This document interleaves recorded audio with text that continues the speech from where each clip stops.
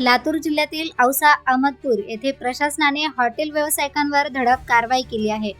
घरगुती गॅस सिलेंडरचा अवैध वापर करणाऱ्या हॉटेल्सवर छापे टाकून 5 सिलेंडर जप्त करण्यात आले आहेत. इस्रायल आणि इराणमधील तणावामुळे जागतिक स्तरावर इंधन पुरवठा साखळीवर परिणाम होण्याची शक्यता निर्माण झाली आहे. या पार्श्वभूमीवर इंधन साठेबाजी रोखण्यासाठी प्रशासन सतर्क झाले आहे. अहमदपूर शहरात घरगुती गॅस सिलेंडरचा व्यावसायिक वापर होत असल्याची माहिती मिळाल्यानंतर जिल्हा पुरवठा विभागाने अचानक तपासणी मोहीम राबवली.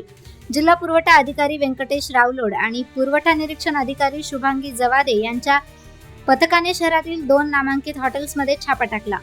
तपासणी दरम्यान घरगुती गॅस सिलेंडरचा बेकायदेशीर वापर होत असल्याचे आढळून आल्याने प्रशासनाने तत्काळ कारवाई करत 5 सिलेंडर जप्त केले. नियमांचे उल्लंघन करणाऱ्यांवर पुढे अशीच कारवाई सुरू राहणार असल्याचा इशाराही प्रशासनाने दिला. दरम्यान तहसीलदार उज्ज्वला पांगरकर यांनी नागरिकांना कोणत्याही अफवांवर विश्वास ठेवू नये, शहरात घरगुती गॅसचा पुरेसा साठा उपलब्ध असल्याचे स्पष्ट केले आहे. तसेच अनावश्यक साठेबाजी टाळण्याचे आवाहनही केले आहे.